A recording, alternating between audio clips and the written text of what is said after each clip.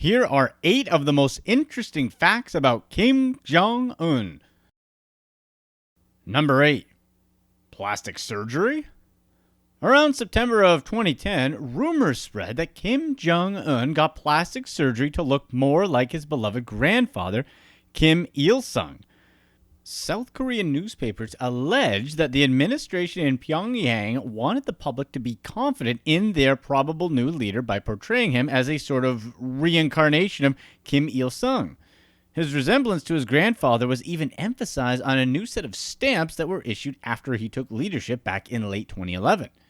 The rumors started when the first adult photos of Kim Jong-un were released. The photos were from the event where he was named vice chairman of the Central Military Commission of the Workers' Party, and where he was also honored as a 4-star general. The resemblance between him and his grandfather were uncanny, even as relatives. They had the same chubby cheeks, the same frowning mouth, the same double chin, and of course, the same haircut. This was such a huge contrast to any previous photo of Kim Jong-un. In all of those photos, he appeared youthful, slim, and hardly looked like his grandfather at all.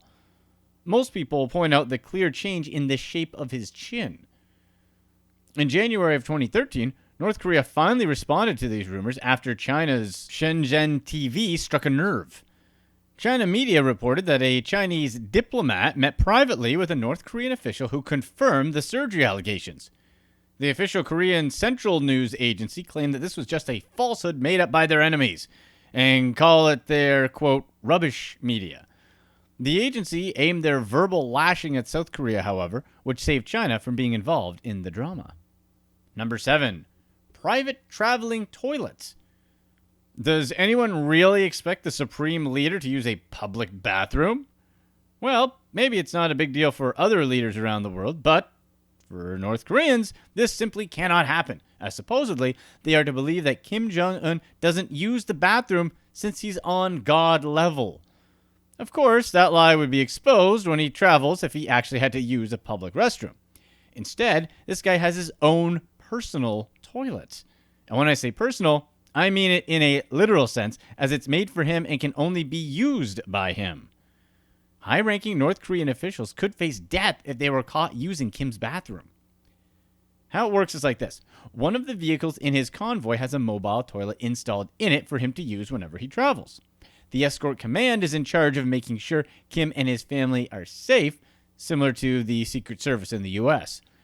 According to the source close with the escort command, the mobile toilet isn't just installed in one specific vehicle. He actually has these toilets built into multiple vehicles that he travels in, which include small cars, mid-sized cars, and even all-terrain vehicles used for snowy mountains. Kim Jong-un always travels with multiple vehicles in his convoy for safety reasons. With all the different cars, no one can tell exactly which one he's in, and there's always one car that's used as the restroom. As you can imagine, using the bathroom leaves Kim quite vulnerable, so his bathroom needs are handled by his escort command. This requires adequate preparation and extra security protocol for command soldiers because it's a very sensitive matter that requires complete secrecy. Number 6. Mysterious childhood. In August of 1998, Kim Jong-un was enrolled in a Swiss boarding school. Obviously, the administration in North Korea won't admit this one, but he was there under the fake name Pak-un. The Swiss were told that he was the son of an employee of the North Korean embassy.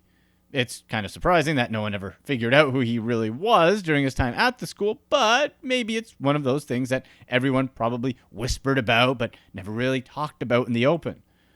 He only revealed his true identity to his closest friend at the time. Okay, I'm pretty sure everyone knew.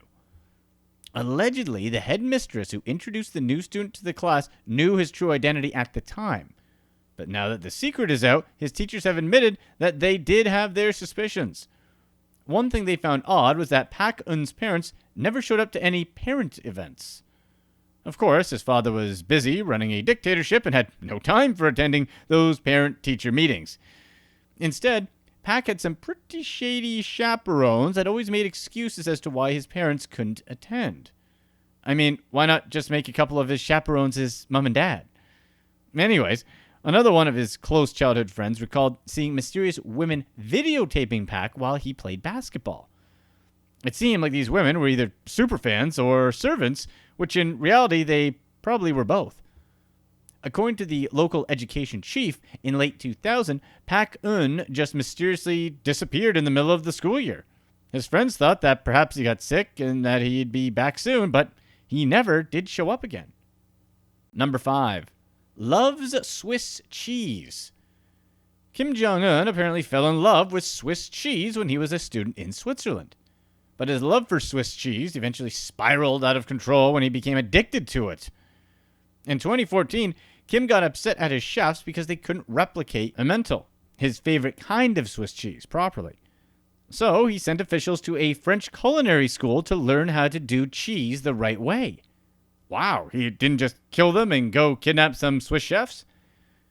Even though there are sanctions against the West in North Korea, figures from trade maps show that Kim imported about $61,000 worth of cheese to North Korea in 2016. This addiction, as with most addictions, has caused quite a few negative side effects. The most obvious thing an overabundance and consumption of Swiss cheese causes is weight gain. When you eat copious amounts of anything, you're bound to get fat, no matter what it is. At one point, North Korea even had put in a request to Chinese officials to stop calling their cheese-loving leader fat. They were referring to Kim with names such as Jin Pon Pon, which translates to Kim Fatty Fatty, and Jin Son Fei, which basically is another way of calling him fat. However, again, some say that Kim purposefully gained weight to look more like his grandfather, like I mentioned earlier when I was talking about his plastic surgery. Another thing this cheese addiction caused was illness. Everyone noticed that Kim Jong-un was limping at an event he attended in July of 2014. When September came, rumors spread that something was seriously wrong with Kim. Officials claimed that Kim was only suffering from a bit of discomfort, but after so much speculation, they finally admitted that the leader wasn't doing well. It was suspected, based on his cheese diet and limp, that he had got gout. Swiss cheese wouldn't be my first go-to for getting fat, but hey, that's just me. Number 4. Moranbang Band. Kim Jong-un created his very own all-girl band in July of 2012 called the Moranbang Band. The girls in the band, also known as the Moran Hill Orchestra, were all selected by Kim himself from the armed forces. Yes, each member is apparently highly ranked in the military. According to the Korean Central News Agency, the creation of the band was driven by a plan to strengthen the North Korean fields of art and literature. The band is basically a way for Kim to spread his communist messages in a more New Age and Western way. There are about 20 members in the band, where usually 5 girls sing while the rest play instruments. The band also sets the standard for fashion and culture so people know what is and isn't acceptable. In December of 2015, the band mysteriously canceled performances in Beijing at the last minute. The North Korean side claims that Kim made his band leave because he expected Chinese leaders to attend, and when he found out that it would just be a few lower-ranked officials, he was furious. But on the other hand, it was also reported that the group was banned from performing because of the Chinese censoring the band's anti-American lyrics. I'm not sure what I believe here. Maybe it was a bit of both? But despite North Korea's negative opinions of the West, the Moranbang Band uses a bit of Western influence to appeal to the masses. For example, sometimes the singers performed in skirts that show a little skin above the knees and high heels, which wasn't a commonly acceptable style. They even performed in front of Western backgrounds with dancing, costumed Disney characters and covered Western songs such as Frank Sinatra's classic My Way. I'm sure Disney was thrilled to learn of North Korea's use of their characters. Number 3. Pleasure Squad. Kim quite often has a group of women swooning over him, but it actually goes deeper than that. These groupies are commonly known as his Pleasure Squad. He picks these girls out fresh from school, and some very unfortunate girls are as young as 13 years old. He requires for these girls to be virgins, so the girls have to undergo tests to have medical proof that they are virgins. Well, as much as medical tests could prove that, I guess. Once the proof is established, the girls are basically forced to be his sex servants, as disgusting as that sounds. There would be things such as alcohol-fueled sex parties where they would play games and women would have their pubes shaved if they lost. Yeah. Not all of them would live the life of being in a concubine, though. Only the ones who are exceptionally beautiful would do that. The rest would be singers, dancers, or maids. It doesn't last forever. They retire at some point in their 20s. I guess the one upside is that Kim is known for splurging on the squad. According to TradeMap, in 2016, he spent over $3 million on lingerie for them, earning him the nickname Kim Jong-Un. Come on, $3 million worth of lingerie? Even if he did all his shopping at La Perla, that's still a hell of a lot of lingerie. Supposedly, when the girls retire, the women are given more money, more gifts, or even a husband in exchange for their secrecy. Number 2, booze. From wine to vodka to beer, Kim Jong-un loves it all, and he'll have only the best of the best. Of course, it's only natural for a cheese fan to also have a soft spot for wine. Apparently, he actually bragged to a chef that one time he downed 10 bottles of Bordeaux during one meal and that he could drink that much wine regularly. Most people are knocked out after just 1 or 2 bottles, so I bet that he's exaggerating just a little bit here. I guess all those bottles of wine could be the reason why he was actually filmed falling asleep in front of the Supreme People's Assembly. He was being named the head of a new group when the camera showed him starting to nod off and quickly panned away. There are also reports that he drunkenly chastised senior military officials. He made them write apology letters for not having any success with military satellites and having had absolutely no memory of doing this the following day. Half of the money that he spends on alcohol goes toward fine wine, but as of 2016, the supreme leader seemed to have acquired a taste for something much stronger. He imported 10 times the amount of rum in 2016 than he did in 2015. He also spent $32,000 more on vodka in 2016. Number 1, basketball, basketball, basketball. During his time in Swiss boarding school, he certainly stood out from the crowd as a basketball fanatic.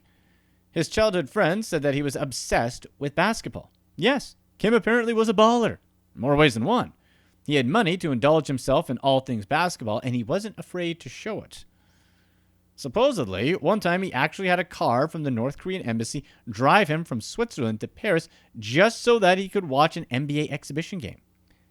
He lived in a large suburban apartment at the time that barely had any furniture. What he did have was a ton of NBA memorabilia, such as pictures of him posing with Tony Kukoc and Kobe Bryant. I wonder if they had any idea who this random Korean kid could have been. The other thing is that he wasn't just a fan of the sport, but he was actually a pretty good player, too. A close friend describes him as, quote, the playmaker. He led the team and made the most moves. Young Kim was very competitive, and winning meant everything to him. He absolutely hated losing. His closest childhood friend in Switzerland said that he was a huge fan of the Chicago Bulls and that one of his favorite players was Michael Jordan. Come on, who didn't love Michael growing up in the 90s? One of his former classmates also said Kim actually got in trouble once for drawing a sketch of Michael instead of paying attention in class.